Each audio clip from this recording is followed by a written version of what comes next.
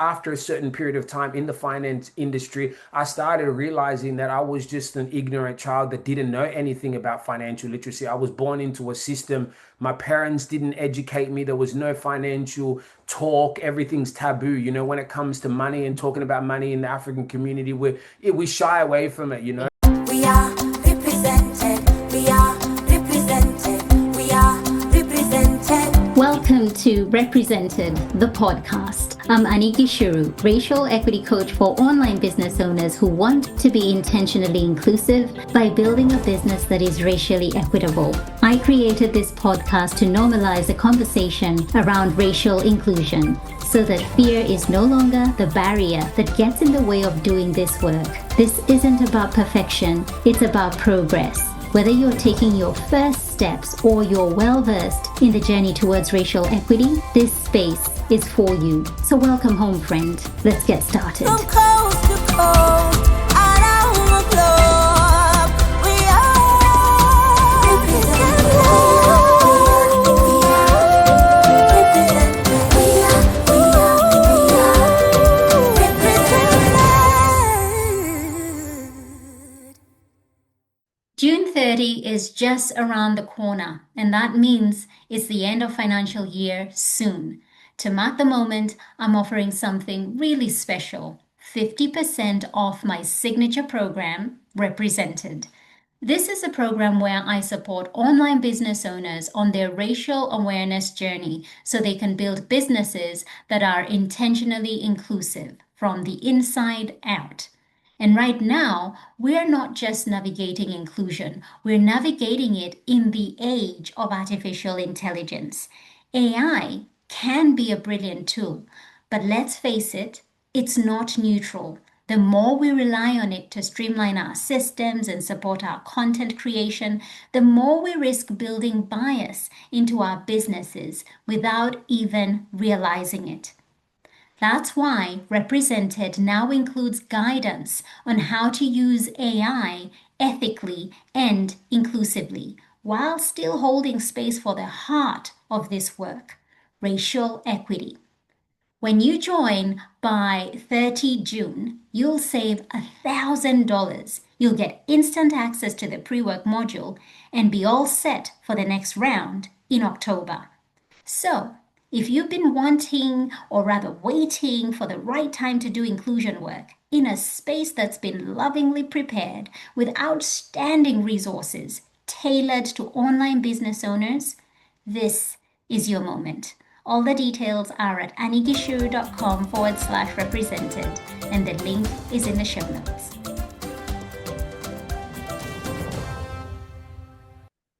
Wow, I have just finished having such a wonderful conversation with Fabrice. His story, you are going to absolutely love it. First and foremost, he looks like LeBron James. Was doing my research and we had spoken before, so not seen him. And then when I was doing my research, came across his photo, came across him on his YouTube channel, and I was like, oh my gosh, this is LeBron's twin. So if you are not watching the YouTube channel, you need to come back and watch the conversation because LeBron's right there. Anyways, the conversation really revolves around him founding Black Wealth Connect. And one of the things that I mentioned as we are talking is the audacity to even call it that, because there is the shying away. As Black people, you would know if you're a Black person listening that we tend to shy away from calling things, Black, because you don't want to come across as though you're leaving out a certain group. But I love the response to why he named, the organization that. And then just going on and talking about financial literacy and why that is so important. And then building wealth and the fact that wealth is not just money, but wealth comes in different ways. And we talk about that. This is such a great conversation, whether you're in the corporate space, whether you are an entrepreneur, just around your mindset around money, literacy and the coming together, building community and growing. You are going to love Fabrice. Here is his bio. Fabrice Omankoy is the founder of Black Wealth Connect, which started in only 2022. But my God, they've made waves since they started. Black Wealth Connect is an Australian-based platform committed to empowering individuals of the African diaspora through financial literacy, leadership, education, creative arts, and the celebration of Black excellence. I love that so much. Fabrice has been in the finance industry for over 10 years and founded Black Wealth Connect to help bring community together regarding financial literacy. Without further ado, here is Fabrice Omankoy. Hey there, everyone. Welcome back to another episode of Represented Podcast. And today I am joined by Fabrice Omankoy. Am I pronouncing that correctly? You announced it correctly. It's all good. Okay. Oh, yeah. Um, I am so excited to have you here, brother. We connected just about a week ago, and the connection was so strong when we had a conversation about the work that you're doing that I decided to have you on the podcast. And I just want you to share the amazing work that you're doing, especially with Black Wealth Connect. But before we even get there, Fabrice, I'd love you to take us back to perhaps the beginning, growing up, young Fabrice, and taking us to where you are today. And my question is, the industry you're in, finance, was that something that you had always wanted to be as you were growing up, or was it something that you just found yourself in? No, awesome, Annie. Thank you so much. And look, it's an honor to be on your podcast. So first and foremost, I just want to say thank you so much for giving me the opportunity to jump on. And I do remember when we first had our conversation, the chemistry was really good, and it's a pleasure to jump on and share my story. So thank you for that. So look, where it started for me is so I originally from Congo. So my parents migrated to Australia in I think it was the 90s, early 90s, something around there. Or early 80s, sorry, mid 80s. Sorry. I'm getting all my time frames mixed around. But so when I came to Australia, so we originally migrated to Wagga. Which is like yeah, it's a rural area in Australia, and I grew up there up until I was about 6 years old. Then eventually we end up moving to Sydney. Right. So my story was, look, I've always been like a very competitive person. When I was growing up, I was always into sport. And I think that it was actually my older sister that got me into soccer. Because she was playing, and then obviously you get interested, Yes. seeing your siblings play Hmm. board, and then eventually you're like, look, I want to do that. So look, it was very fortunate because when I started playing soccer, I was actually quite good at it, to be honest. If you're not tooting my horn too much, my own horn too much, but it was really good because I was able to learn. I think as a child, sport teaches you discipline. Yes.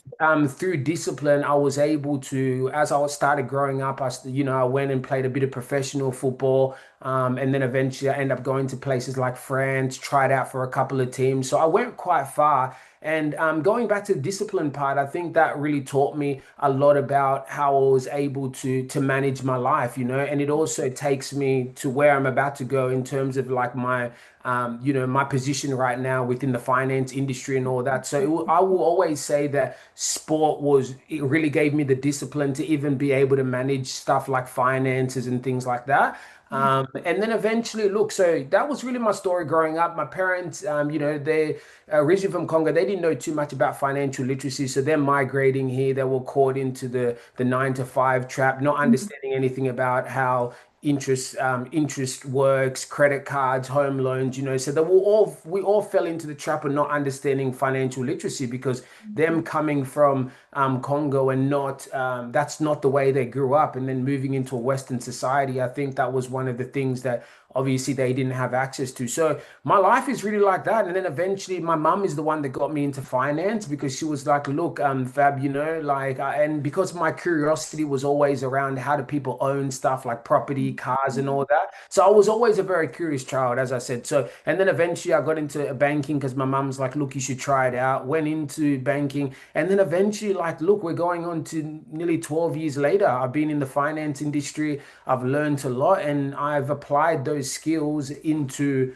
what I do today, which is Black Wealth Connect. So I'm happy to go into that unless unless you want me to stop there and we can No, no, no, quite no. a lot. It's This is, quite a lot. Yeah. wow. So you have a sporting background, and I love Sporting back. how you've said that the discipline that you got out of there. And it was only recently, Fabrice, I was listening to some people talk, and they were talking about sport, and they were talking about the difference between white people who get their children into sport and black families who get their kids into sport. And the difference is that with white people, they're getting their kids into sport so that they can learn the discipline. It might not necessarily be the skill or to go and become pro, but it's the discipline and the whole team atmosphere being around that.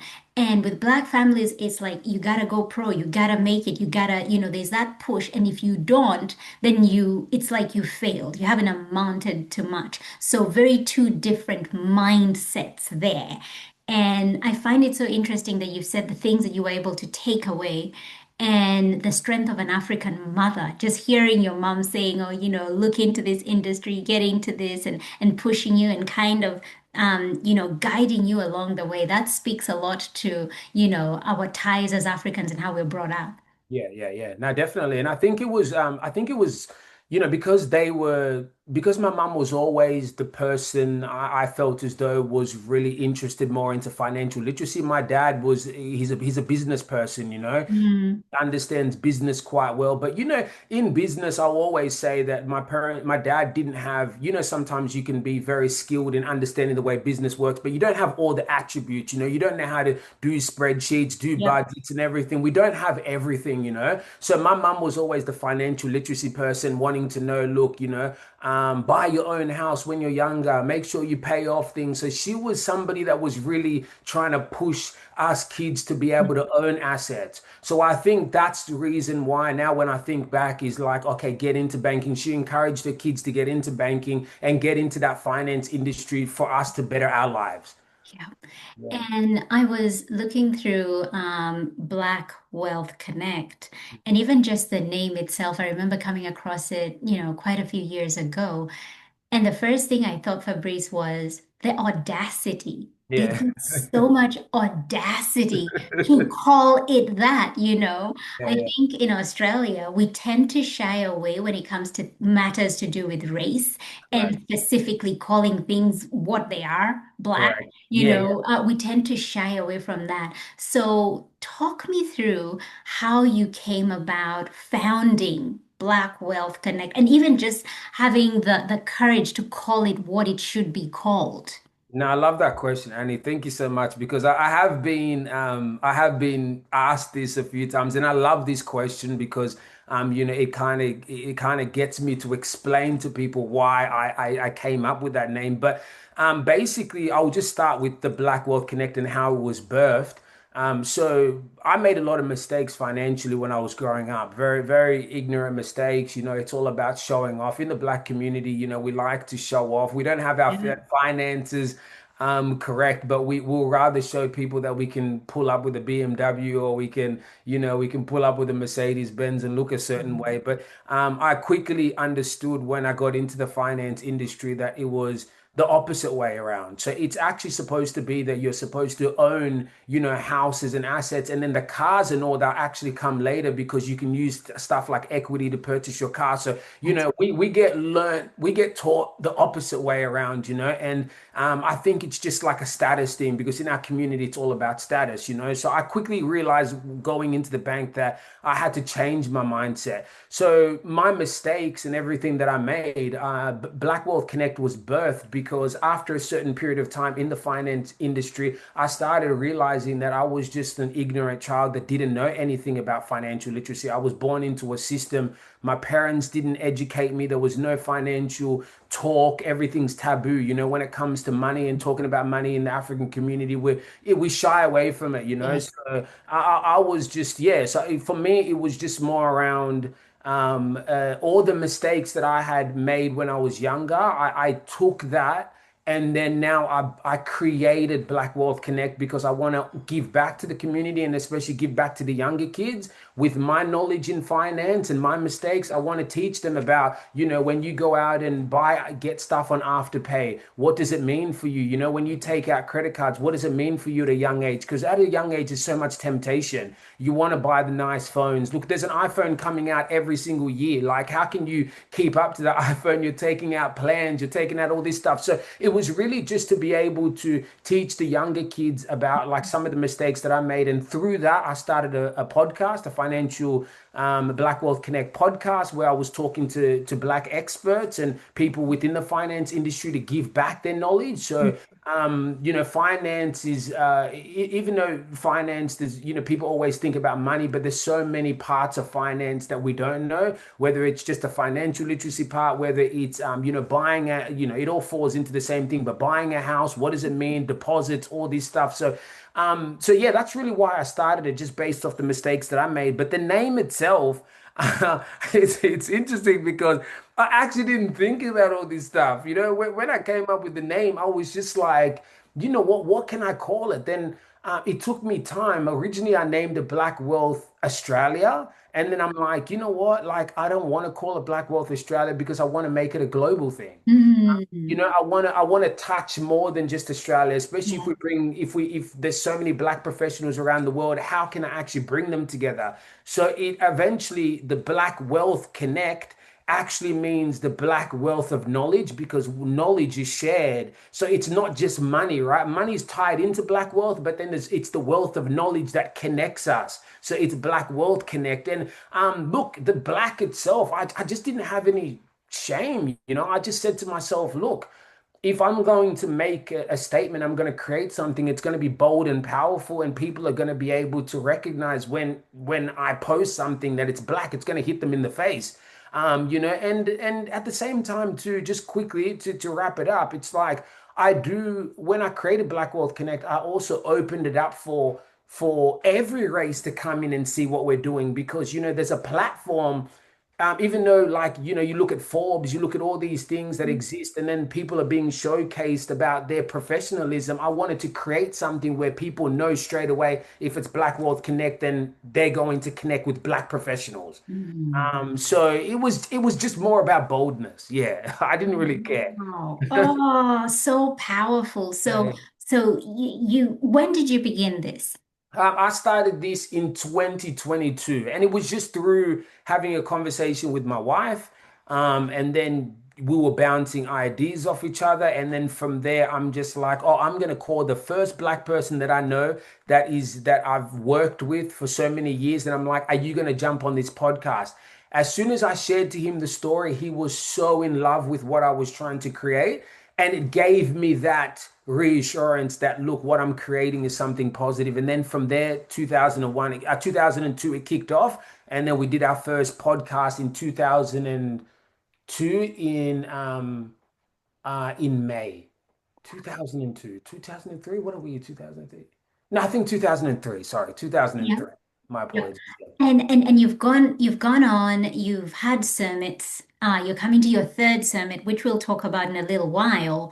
But before we talk about the wins and some of the things that you've experienced through, the couple of years that you've had the business, I really want to know what are some of the biggest hurdles when it comes to financial literacy within the Black community? What do you see as the biggest hurdle when it comes to equipping us to build wealth? One of the biggest hurdles is, I got a mentor. His name is Fundikira Kipaya. I don't know if you know him, Annie. Actually, he's from, where is he now that I'm even forgetting where he's from? I think he's from Tanzania. He's Tanzanian, Fundikira Kipaya. And he's taught me a lot. And one of the biggest things that he made me realize, which also helped me to also understand, is that we lack trust. Trust is one of the biggest things that we lack. And that's one thing, yeah, one thing that I've realized that has not helped us elevate within the African space when it comes to business, right? Because it's all about trust. Because building wealth or building anything that can sustain over a long time is having the ability to be able to trust people. If we don't have that willingness to trust people, whether it's in business or whether it's just, just in general across the board, then we're never going to be able to build anything. Yeah. So that's one of the biggest things, one of the biggest hurdles. I feel like once we're able to get over that trust, because everybody makes mistakes, right? Anyone can rip off anyone. It's not just a color thing, right? You can go somewhere and feel like you've had bad service. It doesn't just come from our community, it comes from many communities. So, So, yeah. do you think the lack of trust comes from perhaps the belief that if you are a certain race, you're viewed less favorably than somebody of a different race? Is that the thing? Is it? Yeah, no, it's good. I think it's just been embedded into us, like, I mean, even when I was growing up, like my Mhm. parents were they're always like, oh, we don't trust these people, we don't trust these people. It's a generational thing, it's Yeah. generational trauma. That trauma is Mhm. embedded into us, at an early age. So yeah, so it stems from our parents' generation, which then it gets passed on. And eventually, if my parents are telling me, oh, don't trust this person, don't trust this person, and they look exactly like me when I was Mhm. young, so everybody that's going to look like me growing up, I'm just not going to have that trust in them. So that's where I think it stems from. That is so powerful, a trust thing. Yeah, And I think that is so true, Fabrice. When I sit down and I really, really think about that, trust is a factor because when I'm thinking about collaborations, when I'm thinking who would I like to bring on board or do something, there is always an element of can I trust that person? Will they show up and deliver? Will they do what they're meant to do? Just because of, again, generational trauma. But also coming back to a conversation that you had, I listened to your conversation with, was it Dr. Omar? yeah, Dr. Um, Uma Johnson. Yeah, yeah, oh my goodness. yeah. Very powerful speech. That conversation, like I need to go back and write notes. Yeah, But when he said about the fact that we don't build generational wealth as Black people is because where we struggle is because we're not proud of who we are. yep, Is this shying away from who we are? We'd rather spend our coin, our dollars, our shillings, whatever it is, our currency, uh, outside of who we are. And in exactly. doing that, we are building wealth for somebody else and not necessarily us. And I think it does come down to trust as well. Exactly. You're absolutely spot on. I mean, like all that stuff, because when I actually got taught that by Fundi Kira, I started just looking at the way I was even navigating my own life and how I was looking at my own peers that are within my community, when it comes to business. And I was doing things because I started asking myself, why do I feel more comfortable, um, you know, being like when there's a white person talking to me and they're offering me something, I feel more comfortable Yeah. when it's coming from them rather than people coming from my own community, because I always feel like, oh, you're gonna screw me over. I always, Yeah.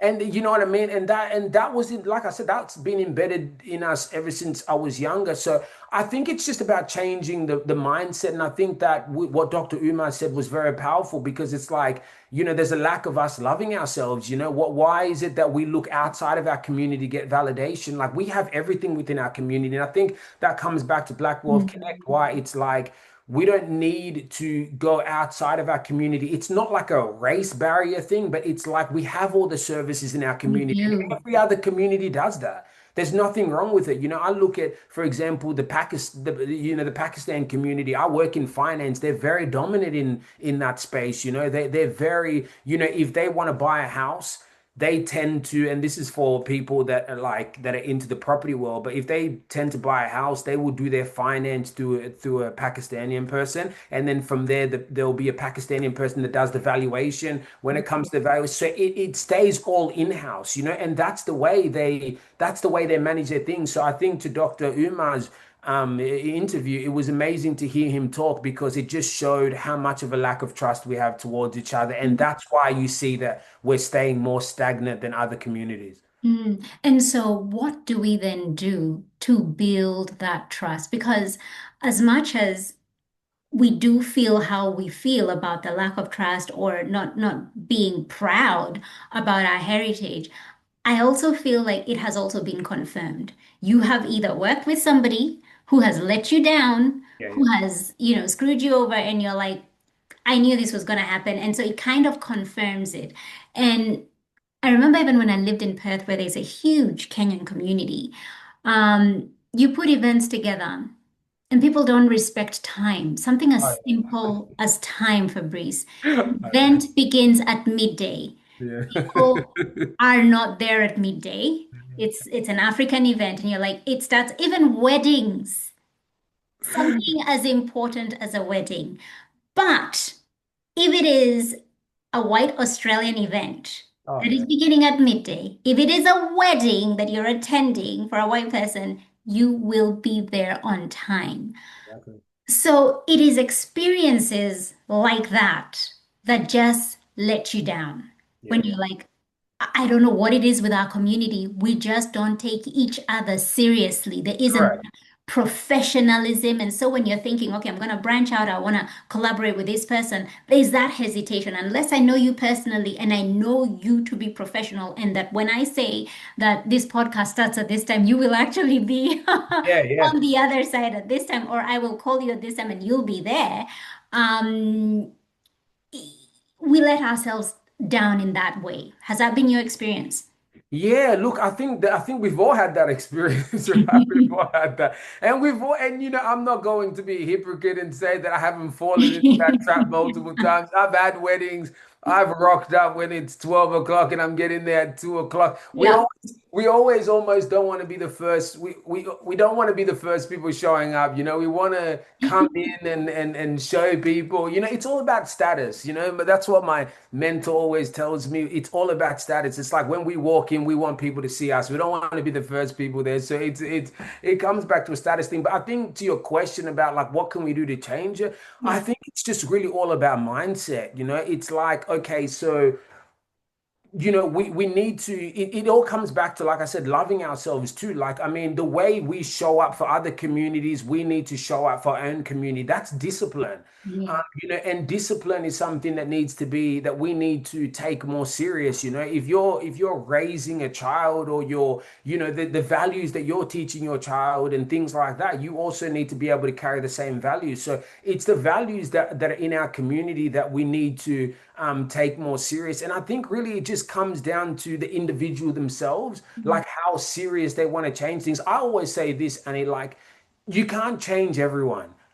You know, and I think I've come to the point where I've realized that. But as long as if you're building a business or you're building a foundation, sometimes like I've had conversations about, oh, let's take everybody with us, but we actually can't. I think it just comes Mhm. down to finding the people that you know align with your values, that are taking things serious. And even if it's just 4 out of 100 people, you start off with those 4 people. And that's what I've come to realize. But you can't control everyone, you know, even if you educate them, you teach them about coming on time, doing all these on time, like it's just something that you'll probably go mad trying to teach everybody. Mhm. But as long as you can, as long as it's just a small group of people, I think that's where it starts off with. And then over time, you know, you start to, that starts to become something that kids will then look up to and see that you're doing certain things. So yeah, that's Yeah. Oh, that is so sound. You cannot change everyone. You cannot bring everybody on the journey. But correct. those who are willing and those who align with you, then bring them along and hopefully generationally it does begin to change. Correct. Um, I wonder, what are some of the things, obviously starting Black Wealth Connect, what are some of the things that you have witnessed and you've been like, wow, that's been a win, or that has given you hope, or you've been like, this just fuels me to keep doing this. What are some of the wins that you've witnessed? I think one of the biggest things is the community showing up, you know? Like I think that when I started this, I didn't, we all have I've always been somebody that is willing to try things even if it fails. Like I've always had that mentality ever since I was young. Like I'll give it a go. If it Mm. works, if it works, if it fails, then it fails. But I think when I started this, I had so many people tell me that, oh, you know what, like, oh, black people are not going to show up. They're not going to do this, not going to do that. If I listened to every single person that had told me that, I'll probably be a billionaire if I got a dollar from, every person that told me that. And I think it was just about like trying to change the narrative. So I think to answer your question, it's really about like how people showed up for the conferences that gave me the willingness to keep going. It fueled me. People were really, they were very engaged in the summits. It wasn't just one of those things where I felt like people were showing up just to be seen. They actually wanted to learn. And looking around the room and people writing on their pads and papers, and people really, gravitating to the workshops that we had, that fueled me. And then on top of that, when we started doing the women's summit too, which we did last year, people also showed up for that too. So it just showed me that like there was a very big gap in that space that needed to be filled. And about financial literacy, and people in our community actually do want to learn. That's what actually gave me that extra hope, that it showed that people are showing up, people are listening, people are writing things down. And I think that's what really gave me the inspiration to keep going through. Yeah. Mm. I was watching the last one that you hosted in 2024, and you have one coming up again in June, the Yeah. 28th of June, Saturday, the 28th of June in Right. Sydney. Yeah. Um, the caliber of speakers, Fabrice, Yeah. goodness, Yeah. incredible, Yeah. highly intelligent people who know their stuff, but also so inspiring. You almost want to fling open the doors and just let as many people as possible have access to this That was the because of hope. just the wealth that is in there. And as you said, wealth of knowledge. It's not just wealth as in finances, Correct. but Correct. there's just so much to take away. How do you come across these speakers? Is it just through networking? Is it people you know or recommendations? Because there were just so many amazing speakers, and I'm like, oh my gosh, I wish I had access to listen to the whole entire, talk. No, I love that. Thank you, Annie. That's a very good question. And it comes back to trust. I had to build trust with all these people. When you can imagine, Annie, when you start something and you reach out to our community and be like, look, I'm doing this thing. A lot of people would never think that that's capable, like, and I don't say this as a, because I want the viewers to know that this is not something I'm saying to like toot my own horn or something, but I had to build a lot of trust in the community to get For these sure. speakers. And I had to show my credibility when I said I'm going to pay you, when I said I'm going to do this, I'm going to pay you on time, I'm going to do this, because my mentor always told me, like, go back to trust. If you lose that trust at the very beginning, or you lose Mm, that trust in any step of the way, then your credibility is gone. And with us, we don't, with our community, we don't have too many chances to that's build that right. credibility. One person gets, bad service, it's going to spread around. So I was always very conscious of that. And I said to myself, if I'm going to build something, and even my wife is always telling me, you should pay these people from the beginning. And and because it helps to, even if I don't earn a penny, if I don't like, gain money from it, or I break even or whatever, but it's just to build that credibility within the Yeah. community. And over time, people start talking like, oh, I worked with Fab. He was able to do this. He delivered on his promise. And then from there, you start seeing that when I reach out to somebody like a Yemi, or I reach out to somebody Mm, like a Kemi or someone like that, because they're very respected speakers, amazing black women that are doing incredible things in this space. You can only get people like that if you build credibility. And that's what I encourage to to, the African community. If you're trying to build something and you want our community to be involved, it's all about trust and credibility, and people will show up for you if you stay true to your word. Oh, I love that you are, you're not just talking the talk, but you're walking the walk when it comes to trust. That is so true. And especially when it comes to, because within our community, we don't necessarily pay our people. Yeah. It's oh, you just come, the exposure will be so good for you, Fabrice. You just Yeah, come and yes, and you just do that's this. Or they do say they will pay you, but the process is like, oh my gosh, I did this gig, these people didn't pay me, and just the having to go back over and over, it just leaves you feeling misused. yeah, And yeah, so the fact that you've gotten that right, and the fact that you have, mentors or people who are supporting you and advising you says a lot about the excellence that you have built with the brand that is Black Wealth Connect. So tell us a little bit about what will be happening on Saturday, the 28th of June in yeah, Sydney. If you're in Sydney, pay attention. yeah. Even though you're not in Sydney, if you're in Australia, I'm, pay attention. I know I'm talking about Sydney and I live in Melbourne, but no, I grew up in Sydney, and what's happening on the 28th is look, it's by the grace of the spirits above, I've been able to have my third year for the summit.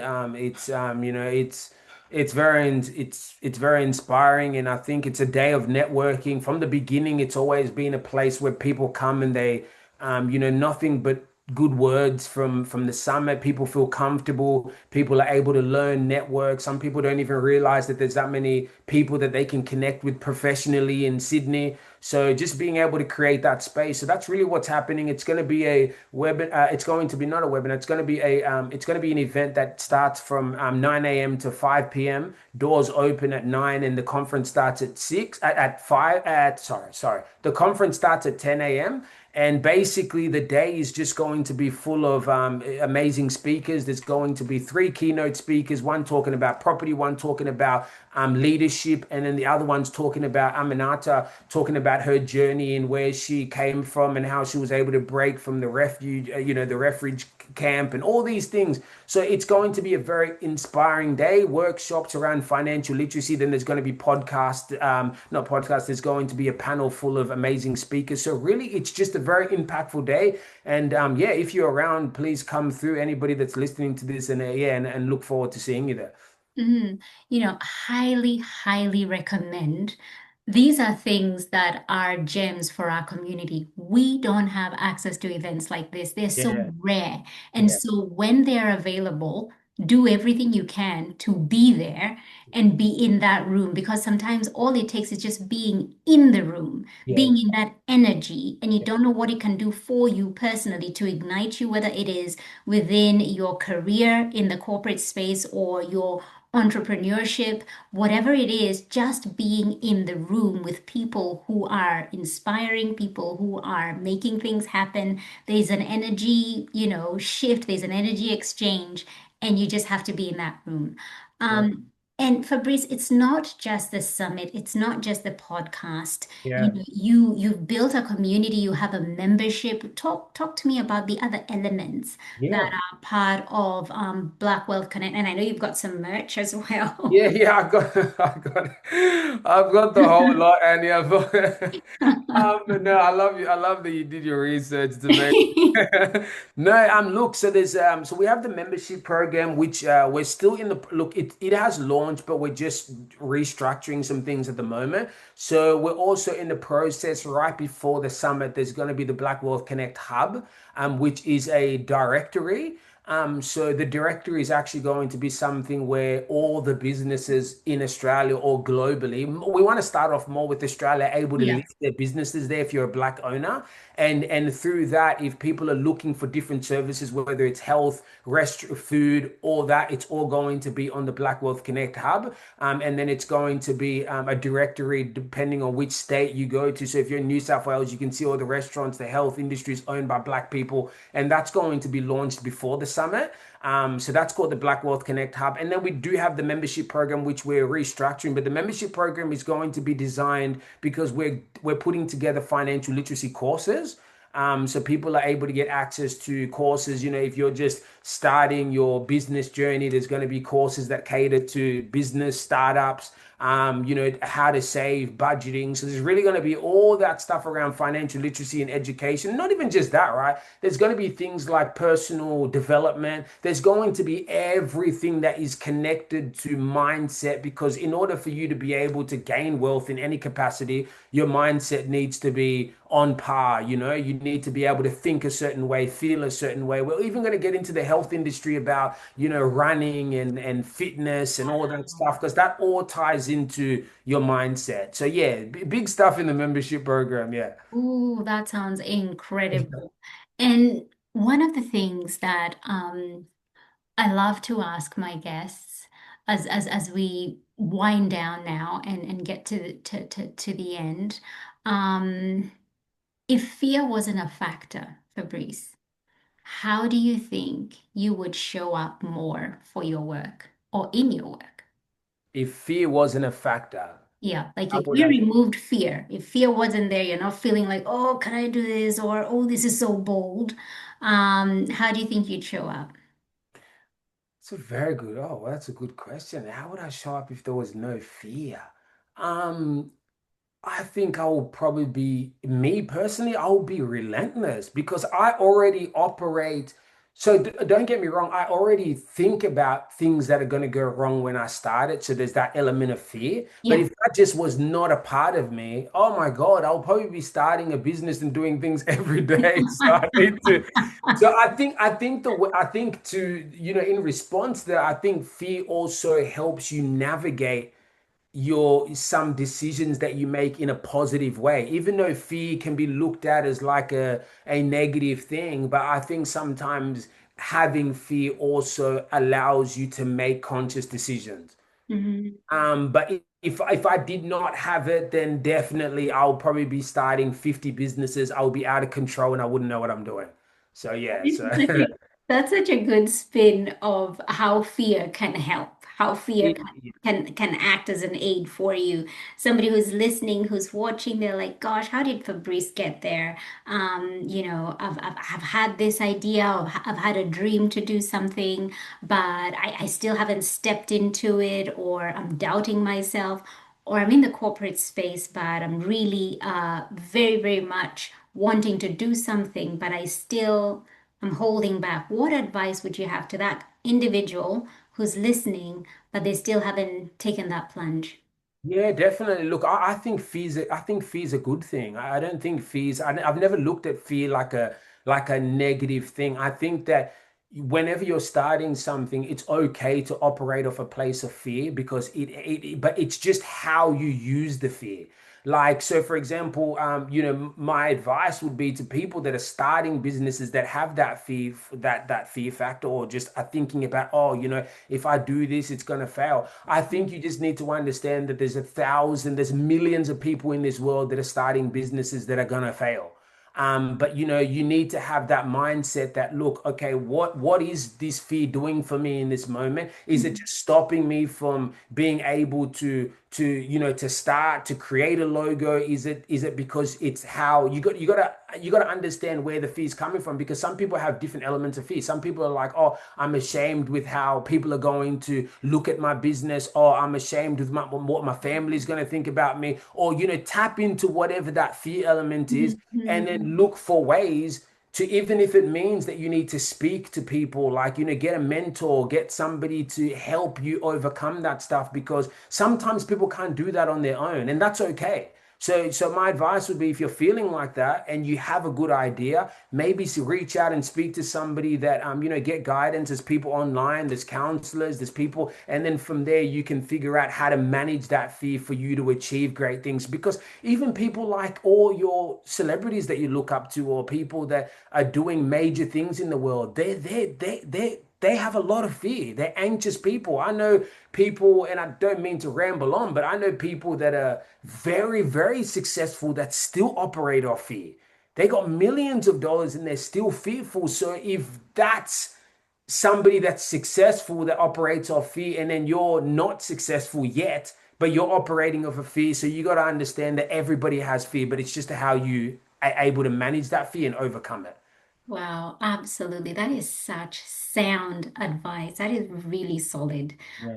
Thank you so much for that. Now, where can people connect with you? Where is the best place? Somebody has heard what you're doing. They're like, oh my goodness, I gotta connect with Fabrice. Where can they get in touch? Yeah, look, I'm easy to get in touch with. My Instagram is just Fabrice Omankoy. So, I mean, if you just so just Fabrice, Fabrice, and then my surname Omankoy, Omankoy. So that's me directly. You can just hit me up in my DM. I'm quite responsive on that. And then Black Wealth Connect page. So that's instead of the black being spelled black, it's BLK. I wasn't able to get the Black Wealth handle because somebody already owns it in the US. So I was too late. But it's okay. It's worked out. So Yes. BLK Wealth Connect. That's all one word. That's the Instagram. And then even if you just type it in on Google, you'll be able to see that, like, we're able to, yeah, I'll it's have that in the show notes, so don't worry about spelling or whatever. You'll be able to click on it on the show notes and go and follow Fabrice, follow Black Wealth Connect, but more importantly, make time on the 28th of June to be in that room with change makers. also, I want to say, Annie, thank you so much. Like with all the incredible stuff that you're doing, I think that, us as podcasters, or, we always tend to, I'm not used to being interviewed. I love it. I actually personally love it. So when you reached out to me, I really appreciate it. And I appreciate sharing my story. And the stuff that you're doing is incredible, the work that you're doing. So a big shout out to you. And honestly, I look forward to catching up with you sometime, and doing some work alongside you, and building something together. So thank you again for today. I really appreciate it. You are so welcome. Yeah. Thank you so much, Annie. Take care. We are represented. We are represented. We are represented. Thank you so much for tuning in. Why don't you go ahead and hit that subscribe button and leave a review so this podcast can reach more online business owners, and together we can begin to normalize racial inclusion in the online coaching space. I'd love to acknowledge the traditional owners of the land where this podcast episode was recorded, the Wiradjuri people in central New South Wales, Australia. Music produced in Nairobi, Kenya by Patrick St. P. Mbaru and Kambua Mathu. Vocals by Joanne Matata. Represented.